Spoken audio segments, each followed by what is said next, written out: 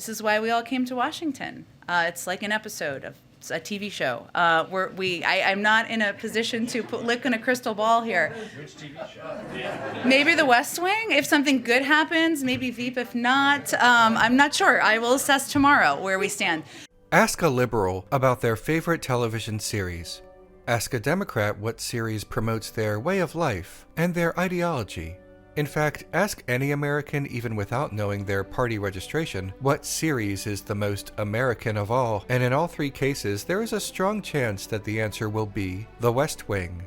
Premiering in September 1999 and closing in May 2006 after 7 seasons, The West Wing captured the imaginations of audiences and critics. The West Wing won 100 awards from 289 nominations, including 27 Emmy Awards from 98 nominations. Of its Emmy Awards, The West Wing was nominated for Outstanding Drama Series for all 7 seasons and won 4 times. It is currently tied for the record for most wins in this category, arguably bestowing on The West Wing the title of Greatest American Television Series of all time, or at least tied for it.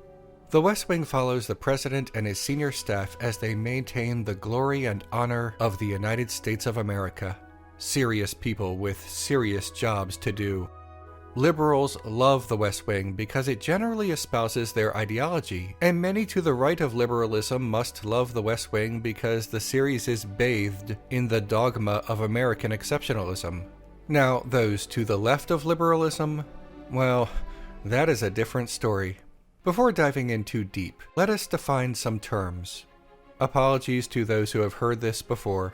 Freedom and equality are defining characteristics of liberalism. Then there is the other, possessions or property, including private property as defined by capitalism. Under capitalism, a single person can own something that the entire community needs, no matter how much that might damage the community or keep the community poor and reliant on the owner. Those to the left of liberalism might argue that the sanctity of this private property contradicts the other two defining characteristics of liberalism. Capitalism does not create freedom, it creates a mandatory system of wage labor. Capitalism does not create equality. Those at the bottom of the economic hierarchy are less free to act than those at the top. Liberals do not see it that way, and instead claim that capitalism and liberalism achieve the most freedom and equality possible, and that there is simply no better way. Liberalism's adherence to capitalism and a powerful state to enforce it proved unacceptable to those who wanted to bring the concept of liberty further left. In the United States, the left was pushed out of the conversation altogether and demonized throughout the 20th century, particularly during the Cold War. Eventually, the US affirmed only 2 political ideologies represented by 2 political parties: liberalism for the Democrats, conservatism for the Republicans, the center and the right, respectively. Conservatism rejects certain aspects of equality and instead promotes a stricter social hierarchy. However, the parties are not opposed when it comes to capitalism. The Democratic Party has adopted the social philosophy of liberalism and the Republican Party has adopted the social philosophy of conservatism, but both parties have adopted the economic philosophy of neoliberalism, characterized by strong private property rights, free markets, and free trade. The Democratic Party and Republican Party are also in lockstep when it comes to major areas of foreign policy, especially as it pertains to military interventionism. The West Wing operates on 3 basic premises. First, the United States is a force for good in the world, and its superior wealth and resources grant it exceptional, uncontested status in trade, diplomacy, and military intervention. Second, neoliberal capitalism and liberal democracy are the end goals of history, and any attempt to uproot these systems or replace them are nefarious. Third, the Democratic Party is correct, but Republicans are similarly principled and share common cause in maintaining these systems. These premises form a dogma, and this dogma can be found in every episode of The West Wing. This dogma is sometimes unsound, often flat-out erroneous, and more often than not, dishonest about the United States and its place in the world. The West Wing's dogma is the very essence of the Democratic Party.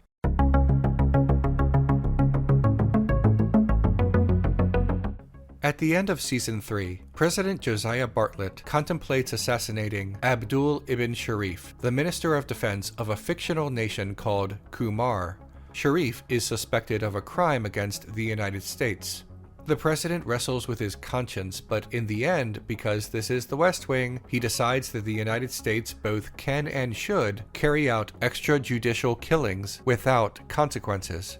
The series does not only frame this as something the President of the United States could do, but must do. Chief of Staff Leo McGarry finally convinces President Bartlet to do it by telling him that it is the responsibility of the President to order such assassinations. But you have to do it anyway. Why? Because you won. The West Wing explicitly states that the role of the president is to perform such deeds, and that these deeds are correct. Defenders of this scene might say that the West Wing includes a line stating that this deed is wrong, but in the same breath says that it must be done anyway, the implication being that the United States is not only justified in doing what it believes is right, but also justified in doing what it believes is wrong. President Bartlet's soul-searching made for great television, but in the end, he orders the extrajudicial killing, and the series spends the next season justifying this action to the audience. Bartlet explicitly states that he would absolutely do it again. The audience sympathizes with Bartlet because he was initially conflicted and because it weighed heavily on his eternal soul. His feelings broadcast his righteousness. The audience does not sympathize with Sharif because he is a straw man created by the West Wing to be a monster. Even if an extrajudicial assassination of a so-called monster were justified, killings by the United States, ordered by the president or not, do not exclusively remove so-called monsters from the earth. To believe that the United States exclusively makes the world a better place by its assassinations, drone strikes, and executions betrays a tremendous amount of misplaced faith in our institutions, and a stunning naivete about the United States' actual foreign policy goals. Between 1948 to 1991, the United States engaged in 46 military interventions. Between the much shorter time period of 1992 and 2017, that number increased fourfold to 188. The increase between 1992 and today is actually the result of a shift in power. The United States became even more aggressive and more willing to stretch itself across the globe after the fall of the Soviet Union. The United States no longer had a military superpower to rival itself and could recenter its foreign policy on securing its financial interests. The increase in military interventions is not the result of a desire to stomp out terrorism or spread freedom or any other propagandistic rhetoric. The United States is intervening and invading so many nations to impose its order and secure its global financial interests. The interests that have long kept the United States involved in the Middle East are fairly clear. The Middle East, with its vast oil reserves, is a region of great economic interest. The United States never got most of its oil from Middle Eastern sources, but its political and economic allies did. Oil is traded on the global market, which means that a disruption of price or supply in one region would cause disruption on a larger scale. Even nations in the Middle East without much oil, such as Afghanistan, hold other important resources, such as cobalt. Presently, the Taliban is sitting on approximately $1 trillion worth of minerals. In public, the United States presents its military interventionism as spreading democracy, and unfortunately so does the West Wing. In the series, the real-life attack on the World Trade Center did not happen. The West Wing follows its own fictional narrative, but the impact of that event still changed the focus of the series. All of a sudden, the Bartlet administration was worried about Kumar, the fictional nation that serves as a stand-in for everything Americans feared in the post-9/11 world. The West Wing began trafficking in apologetics for the so-called War on Terror and United States interventionism. In the Season 3 special episode, Isaac and Ishmael, Leo McGarry dismisses the argument that U.S. wars are about U.S. global hegemony. Yes, we have oil interests in the Gulf. So does the rest of the world. Yes, Leo, but the rest of the world can't bomb the region. The rest of the world does not have the military or economic power to impose itself on that region. There are power dynamics at play here. Elsewhere in that episode, Press Secretary C.J. Craig praises the CIA, calling it our maligned little brother, and the episode ultimately sides against civil liberties, sides with the intelligence community violating those civil liberties, explicitly refutes the common defense of the Benjamin Franklin quote about sacrificing liberty for safety, and props up the CIA as a force for good in the world. The CIA exists, in part, to protect United States economic interests in the world. Time and time again throughout its history, the CIA has provoked rebellions, interfered with elections, or assisted in assassinations of foreign leaders who were not friendly to those economic interests, or had the potential to become economic rivals. Italy in 1948, Albania in 1949, Guatemala beginning in the 1950s, Iran in 1953, Indonesia throughout the 1950s and 60s, Congo throughout the 60s, Vietnam, Laos, Cambodia, much of Latin America, much of the Middle East and Africa, and the list goes on and on. These interventions, invasions, assassinations, and election interferences were not performed for altruistic reasons, no matter what U.S. propaganda and the West Wing say. Anytime a foreign nation experimented with an economic system to the left of the United States, they were taken out. Capitalist apologists love saying that many leftist movements failed, but always pretend that their failures were internal instead of the products of assassinations, coups d'etats, civilian massacres, and other forms of external interference, primarily by the United States. Capitalism needed to be protected. The rich needed to get richer, and the poor needed to stay that way, especially entire poor nations. Nations full of poor people who could reliably provide inexpensive goods to the United States and its allies. God, the West Wing loves capitalism. It elevates the rich to heroic status. The top 1% of wage earners of this country pay for 22% of this country. Let's not call them names while they're doing it, is all I'm saying. Wage earners? Sam, billionaires are not wage earners. They don't have bosses who pay them hourly. They're the bosses, and they usually pay the actual wage earners terribly. Leo, the World Bank and the WTO are international organizations of which the U.S. is one member. Yeah, that is true, Josh Lyman, but the United States holds considerably more sway in international trade than any other nation. The influence of a nation is roughly proportional to its wealth. For example, the United States has the greatest number of votes in the International Monetary Fund, and therefore wields the most influence, and uses that influence to control the global South.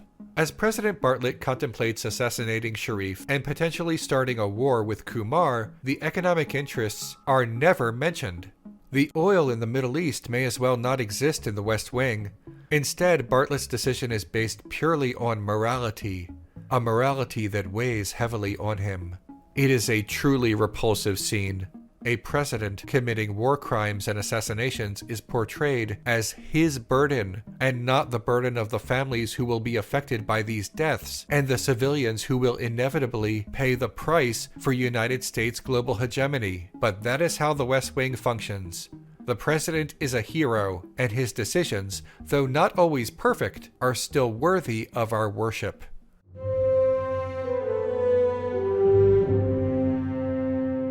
The West Wing traffics in presidential hero worship, a reverence not only for the man, but for the office of the presidency itself. The West Wing gives the president this aura of moral infallibility and a godlike presence, strengthened by President Jed Bartlett's Christian faith and consistent soul-searching on the eve of a critical life-saving decision.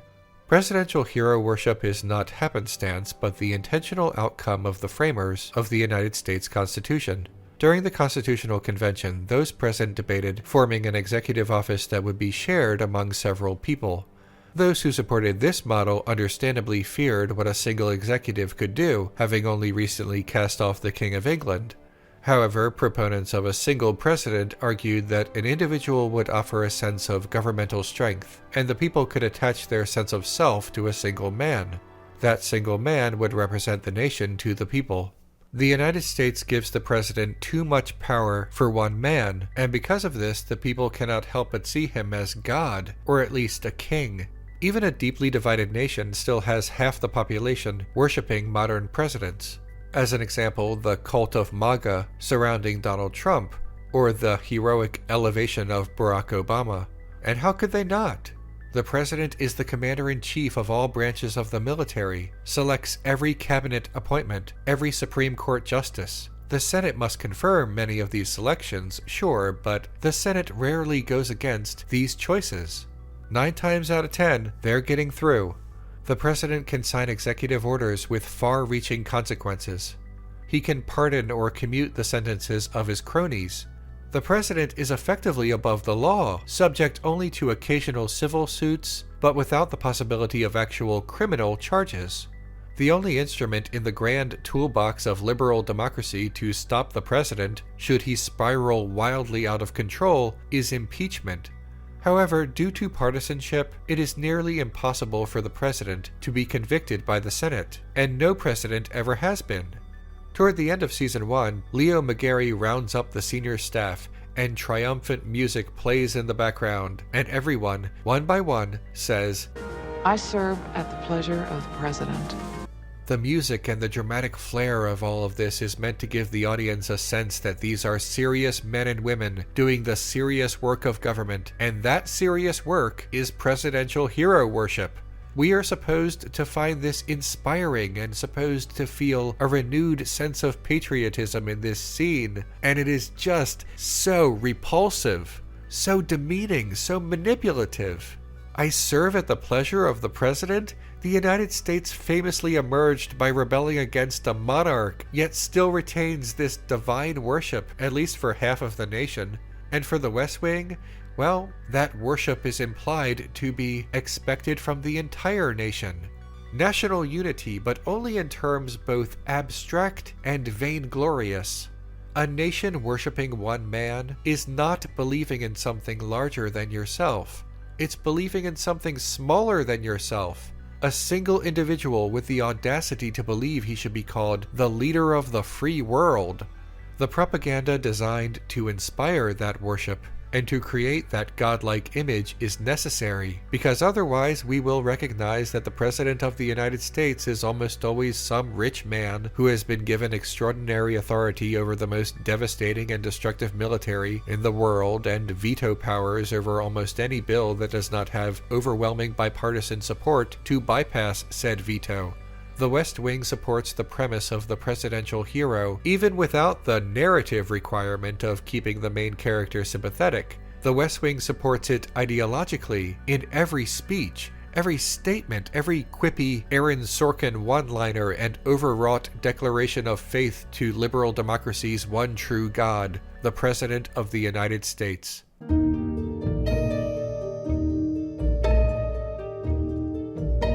In Season 1, a rich donor named Ted wants the President of the United States to publicly state that he is in favor of gay rights.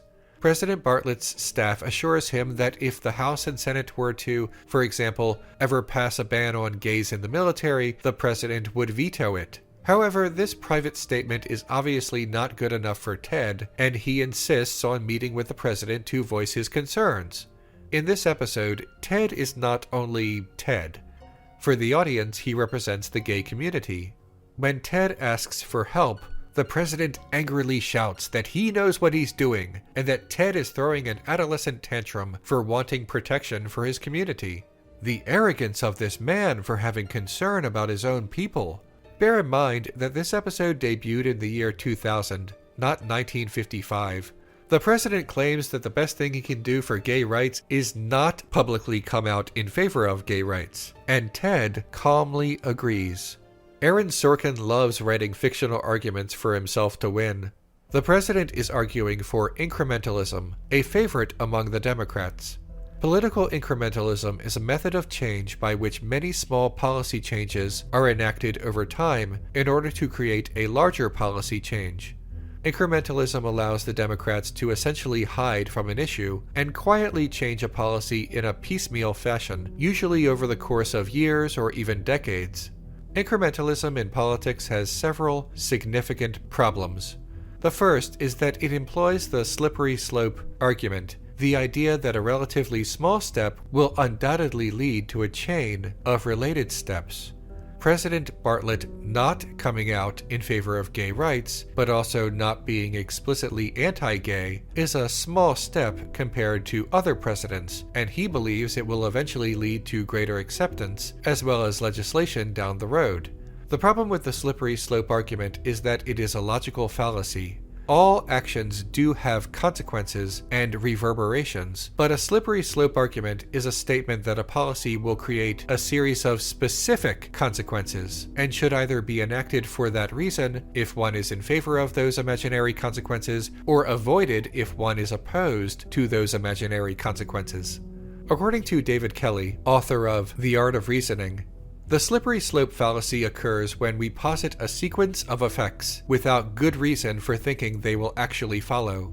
In other words, in order for one policy to inevitably give way to another policy, and then another policy, and then another policy until it leads to the ultimate goal, there needs to be evidence strongly suggesting that a specific policy related to a specific issue will open the door for the next specific policy for the specific issue. A must lead to B, and B must lead to C, and C must lead to D. Unfortunately, this hypothetical series of events does not account for all the variables. It does not account for unknowns. It does not account for big changes to the political landscape that might make reaching B or C impossible. A might lead to X instead. If A does not lead precisely to B and only B, then A was pointless if the end goal is D. In addition to the problem of variables, by not publicly coming out in favor of the ultimate goal, the Democratic Party loses focus. Thus, there is no reason to believe the party will march in lockstep toward this ultimate goal, if that even is their goal at all. Another problem with incrementalism is also related to the slippery slope argument. No matter how small a change, Republicans will sound the alarm every time such a change is proposed, and they will use the imaginary consequences as their argument. Staying with gay rights, Republicans in the era that the West Wing was on television would sometimes say that allowing for any greater legal recognition of same-sex couples would lead to men marrying animals, or any number of nigh impossible consequences that were absolutely not on the table. And when that small change is denounced, Democrats become too afraid to push for the ultimate goal. Another problem with incrementalism is that it simply has a history of not working. Staying with gay rights, it was not a series of incremental changes in Congress that allowed for marriage equality throughout the United States. It was a Supreme Court decision, a big change, all at once. Big, important moments in history do not often happen in inches, but in bold decisions by either the courts or the legislature. Roe v. Wade is an example of the former, and the Civil Rights Act of 1964 is an example of the latter. Yet another problem with incrementalism is that even if the goal is in sight, the long wait for progress leaves many behind. For example, in the 1980s, Americans, and particularly gay men, could not wait for the incrementalism of social acceptance while they were dying of AIDS. They needed public support to help change policies and divert resources immediately, and many did not receive that support in time. The final problem with incrementalism is that sometimes it simply cannot work due to an externally imposed time limit. The most obvious example is climate change. Small incremental alterations to the world's energy policy are not going to solve the problem. Experts believe that big, bold changes are required, or else there will be even greater damage than we are already seeing. Now, with all of that in mind, why do Democrats still cling to incrementalism? One reason is that a far-reaching public policy change will affect corporate interests. Democrats already have a hard time convincing big business that they can be better friends to them than the Republicans, because the Republican Party is usually the one offering tax cuts to the wealthy on a more consistent basis. Raising the minimum wage is a popular opinion shared by the vast majority of Americans. Democrats could run on raising the minimum wage and probably gain seats in Congress and secure the presidency. Every time there's an election, people ask, why don't the Democrats run on raising wages? They will win! Well, because corporate interests are not in favor of raising wages, and Democrats are too afraid of losing their money in the long run following their short-term gains.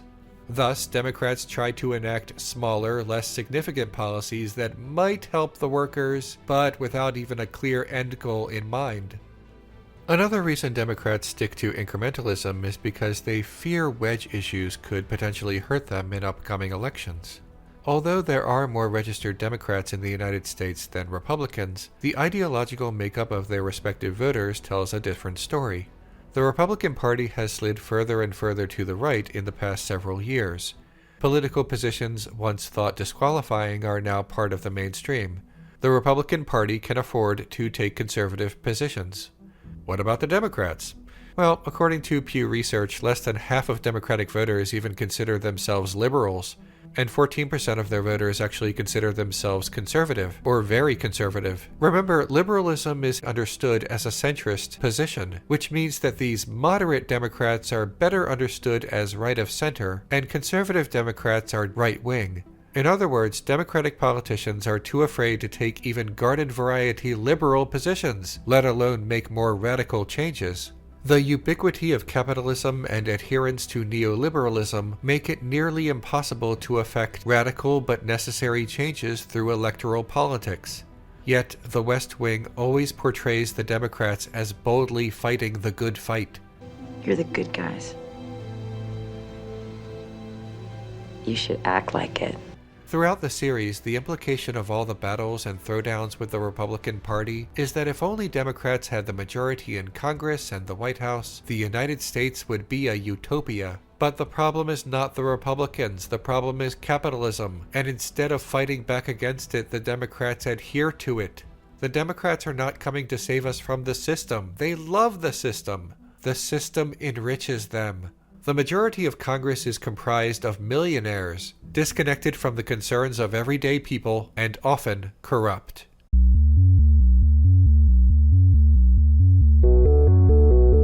If the one thing the West Wing loves is capitalism, then the one thing it hates is the left.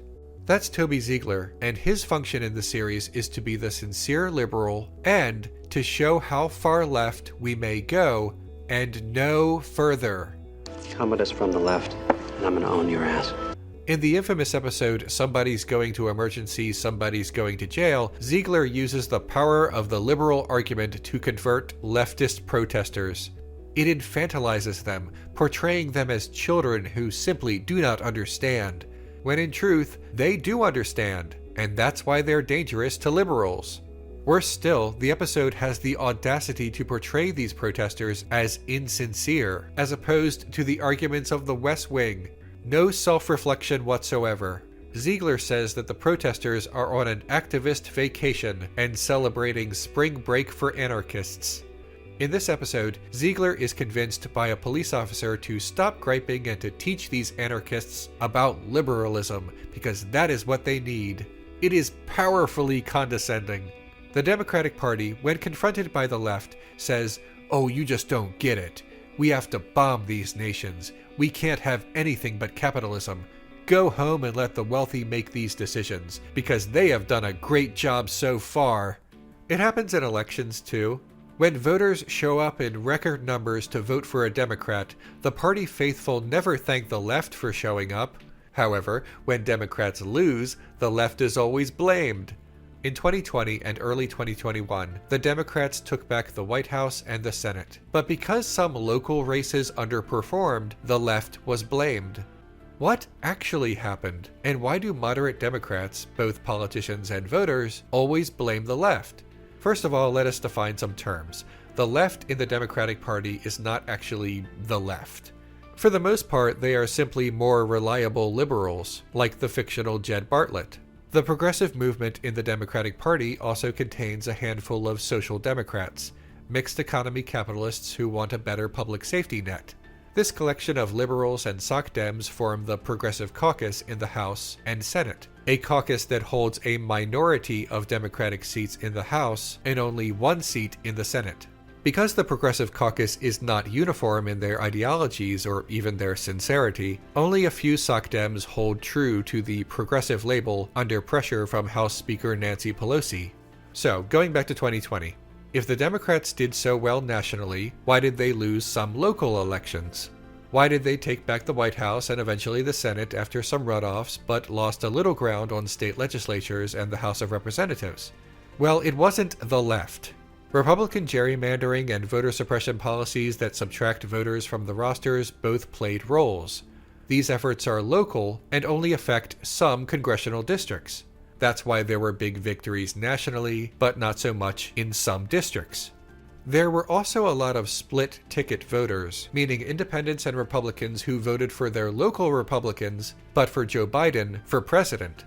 A tremendous number of otherwise moderate to conservative voters saw the disaster of the Donald Trump administration and made a pragmatic decision to vote for Biden this time.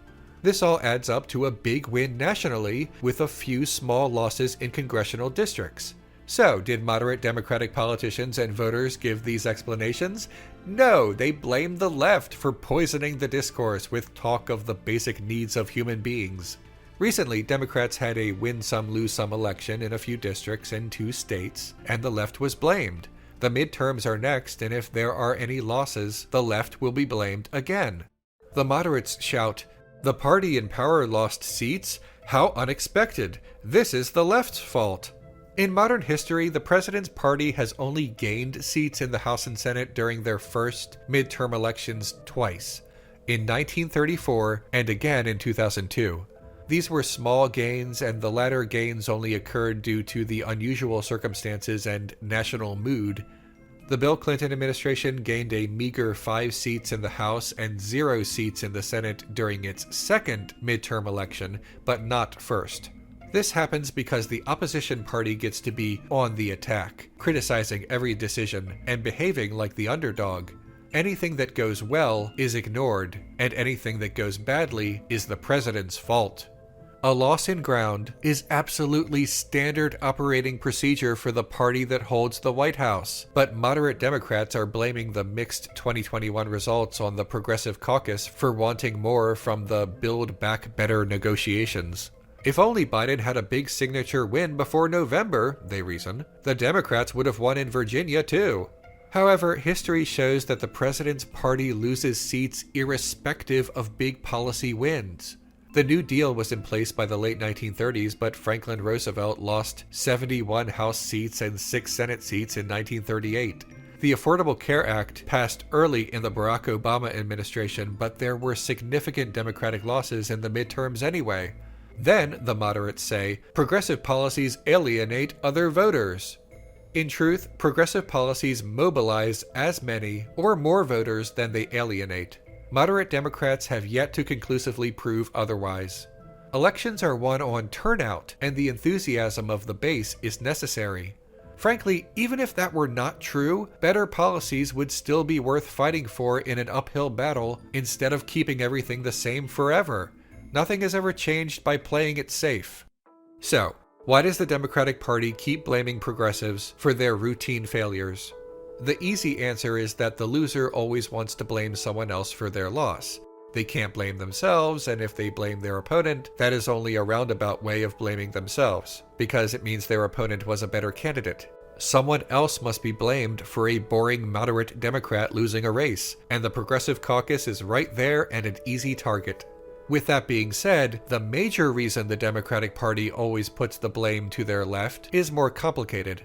The sad truth about the Democratic Party is that blaming the left suits the agenda of the party. The Democratic National Committee, the governing body of the party, does not want to move to the left. The DNC does not want higher taxes for the rich because its members are rich. The DNC does not want to raise the minimum wage because it might alienate some of their friends in the private sector. Thus, every time they lose, the party uses that as an opportunity to say, "See, this is what happens when we try to do stuff. Let's not do anything." The DNC becomes Toby Ziegler, dismissing leftists with his calculated arrogance. The Democratic National Committee mobilizes against SocDems harder than they mobilize against the Republican Party. The moderate Democrats' favorite boogeyman is Senator Bernie Sanders, a rebel-rouser who they believe cost Hillary Clinton the 2016 election. Remember, it's never the moderates' fault, it's always someone scheming on their left. They claim a small number of Sanders' primary voters, 12%, eventually voted for Donald Trump in the general, which is both true and misleading. There is nothing proving Sanders somehow diverted these votes. If Sanders had simply not been in the primary, there is no reason to believe that these voters would have voted for Clinton in the general election. There is a supposition of causation that is not backed up by anything. The accusation seems to be that some Sanders voters sided with Trump in the general for spite. First of all, that is not what Sanders directed anyone to do, as he actively campaigned for Clinton. Second, that's just false on its face. The average Sanders to Trump voter proved to be much more likely to be somewhat conservative or very conservative, instead of the average Democrat. Sanders ran on policies well to Clinton's left, but attracted a handful of conservatives for his populist appeal. The 2016 general election was not the revenge of the Bernie Bros. It was conservative Democrats voting for the more conservative candidate. That is the common denominator: conservatism, not Bernie Sanders. More importantly, defections from a primary to general are the norm. More voters switched from Hillary Clinton in the primaries to John McCain in 2008 than from Bernie Sanders in the primary to Donald Trump in 2016. Clinton to McCain voters were 15%, while Sanders to Trump voters were only 12%. In fact, 13% of Trump's 2016 voters also voted for Obama in 2012. This is perfectly normal. Barack Obama did not encourage anyone in his base to vote for Donald Trump in 2016. They just did for whatever reason.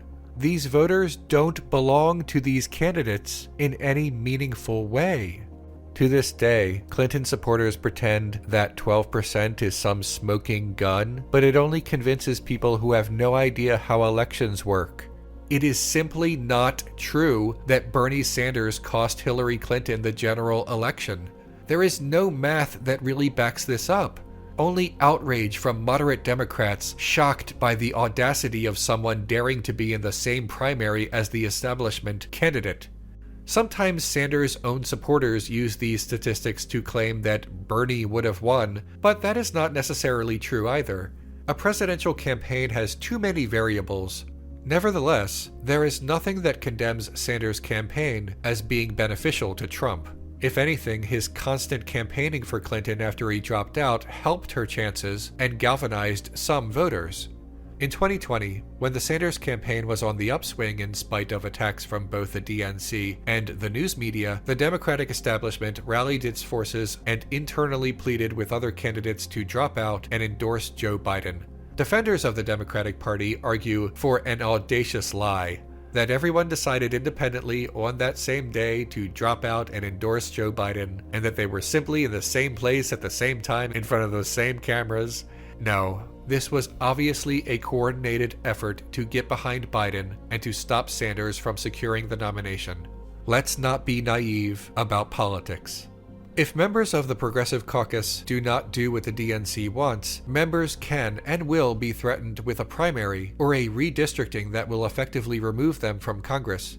This is reported to be what is happening with regards to Congresswoman Alexandria Ocasio-Cortez. Democrats say, vote blue no matter who, and then stage a write-in campaign to defeat India Walton, a Democrat and leftist. She won the Democratic primary, but the Democrats were not done fighting her. Vote blue no matter who is a message to the left to vote for moderates, but not the other way around. This election proved what leftists have known for a while. Democrats will join with Republicans to defeat the left, but will not join with the left to defeat Republicans. In the West Wing, Republicans are portrayed as incorrect most of the time, but still remarkably principled. Ainsley Hayes, a conservative, is defended by the Democratic main characters. They even sing to her. Yes, let's sing a song and welcome someone who does not believe everyone should have the same rights. Donna Moss's various conservative boyfriends are good, upstanding men. Arnold Vinnick, the Republican Party nominee for president in the final 2 seasons, is a man of indisputable values and good judgment. The Supreme Court is purposefully balanced by President Bartlet to give conservatives a strong voice in women's bodies and everything else. These characterizations are not only in service of making these characters more three-dimensional and appealing. This has simply been the Democratic Party line for some time now. The public declaration of the need for a strong Republican Party. It has continued long after the series ended. I think they understand that they're going to have to, we need a Republican Party. We need an opposition that's principled and strong. And I say to my Republican friends, take back your party. The country needs a big, strong Republican Party. Here I say that as a leader in the Democratic Party, but we need a big, strong Republican Party. You've done so much for our country. Notice how the Republican leadership never says this about the Democratic Party? Maybe a Republican here and there, but not their leadership. Joe Biden is the president. Nancy Pelosi is the Speaker of the House. This is a terrifying prospect to marginalized people in the United States, a strong Republican Party. Knowing this, why do Democrats say that? And why don't Republicans say that about the Democratic Party? Well, the Republican Party wants to be the party of the far-right, garden-variety conservatives, waffling white liberals, and moderates. The Democratic Party wants to be the party of conservatives, moderates, garden-variety liberals, and nobody in the actual left. The Democratic Party will take votes from leftists, sure, but has no place in the party for them. That is the difference between the messaging of the Republican Party and the Democratic Party. The Republican Party will take anyone because they have no fear of leftists influencing their party and threatening corporate interests. Not many leftists are going to join the Republican Party, but the Democratic Party does have a fear of leftists influencing their party and threatening corporate interests. Therefore, they try to appeal to Republicans as well to shore up the difference. The Democratic Party is more comfortable with an incursion of voters and politicians on their right than an incursion of voters and politicians on their left. It's important to understand that the Democratic Party is not held back by the occasional Joe Manchin or Kirsten Sinema, although they are especially terrible. It is largely where its leadership wants it to be ideologically. This is not to say that both major parties in the United States are identical. The parties differ greatly on reproductive rights, public welfare programs, and a variety of other domestic policies.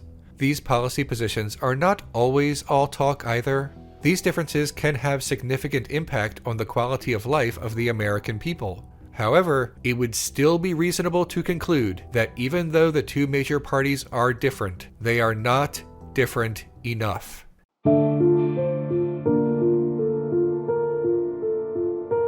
In addition to the West Wing not presenting a position better than liberalism, it also continuously stumbled to even represent a good liberal position. The series has long been criticized for being misogynist. Most of the male characters are casually sexist, a recurring trait due in part to being written predominantly by one man, Aaron Sorkin. Defenders of these portrayals often claim that these are merely flawed, natural characters, but this recurring trait is never grappled with during the series, never denounced, and often applauded. When a character needs to not know something in order to be the audience avatar, the ignorant character is almost invariably a woman, and the teacher is almost invariably a man. In the early seasons, CJ Craig is hounded by Danny Kincannon, a journalist. Danny is attracted to CJ and wants to date her. CJ consistently says no, but Danny, who believes he knows what's best for CJ, keeps harassing her. Defenders of this always seem to argue as if The West Wing were a documentary and not a narrative that is entirely written by human beings. They say, well, CJ and Danny end up together, so it was good that he did that. Yes, that is the message of the relationship, that Danny constantly coming on to a woman who has said no was actually right all along. And that is the problem. It's sexual harassment portrayed as romance, the way men who sexually harass women always seem to see their behavior, as acceptable to reach their goals, and that women just secretly want this, secretly desire catcalls on the sidewalk, and constant pressure to date them even after being emphatically told no. Josh Lyman flirts with his assistant, Donna Moss, in most episodes. The West Wing does not want us to see this as sexual harassment. They want us to see this as a will-they-won't-they romance. This criticism is finally acknowledged in Season 3. In the episode Night 5, Sam Seaborn comments on Ainsley Hayes' appearance in a sexual manner. Hayes is not offended because the West Wing does not want her to be offended. Another character, Celia Walton, objects and confronts Seaborn. She says that his behavior is unprofessional and that these comments are often part and parcel to sexual harassment. At first glance, this seems like the West Wing is about to confront its own misogyny and course correct after years of criticism, but that is not what happened at all. This scene is set up so that Ainsley Hayes, a woman character, can be the avatar of the man writing this episode, Aaron Sorkin. In the same way, Sorkin has created Celia Walton to be a stand-in for what he perceives to be radical feminism gone too far. Feminism that Sorkin has concluded is too uncomfortable for himself and is therefore wrong. In the big monologue of the episode, Ainsley Hayes denounces Walton, defends Seaborn's behavior, and effectively tells women what they should and should not care about. Remember, never denounced, often applauded. The point is that sexual revolution tends to get in the way of actual revolution. Nonsense issues distract attention away from real ones. Yikes. Ainsley Hayes is not always written to be correct, but in this case, she is the mouthpiece for Sorkin. Unfortunately for his argument, Aaron Sorkin, through Ainsley Hayes, has collided with the fallacy of limited privation, a common logic mistake or disingenuous argument that states that a problem is not a problem because other allegedly larger problems exist, and those larger problems are only larger because the rhetoric says so. Sorkin even throws in the phrase honest-to-God sexual harassment to differentiate between what he considers sexual harassment and what women in the workplace like Celia Walton commonly consider sexual harassment. This is a common rhetorical ploy. A woman comes forward with a story of harassment or abuse, and men who wish to silence her or ignore her claim, but still appear as if they care about women's claims in the abstract, say that this story of harassment or abuse takes away from so-called real stories of harassment or abuse. What is real harassment?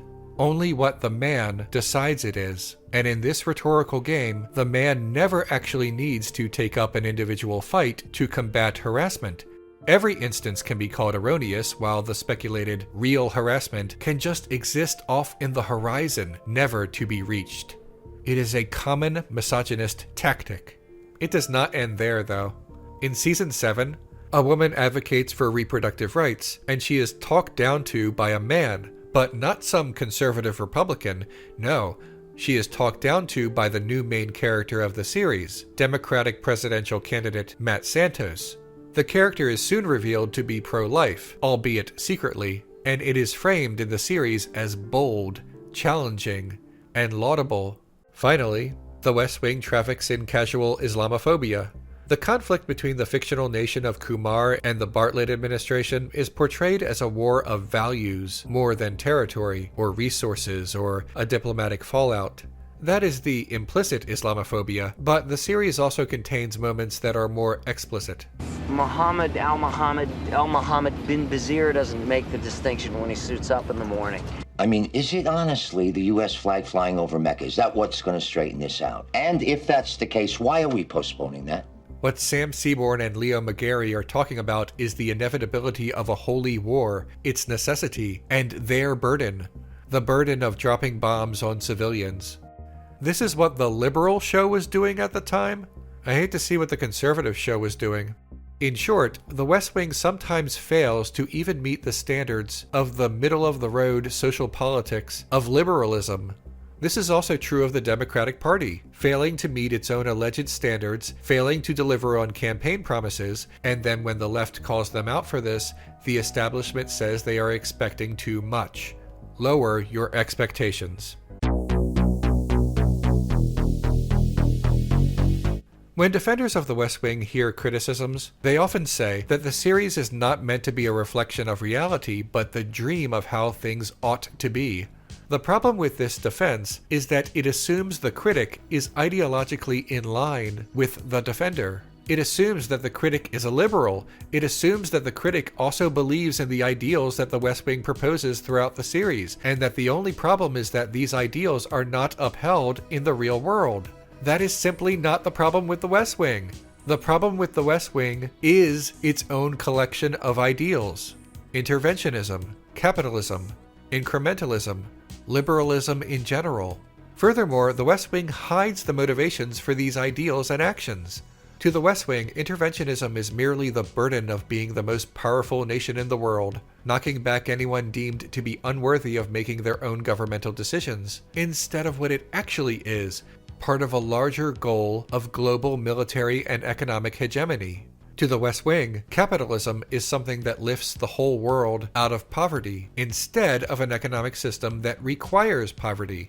Capitalism cannot function without a significant amount of poor people with no choice to accept low-wage jobs.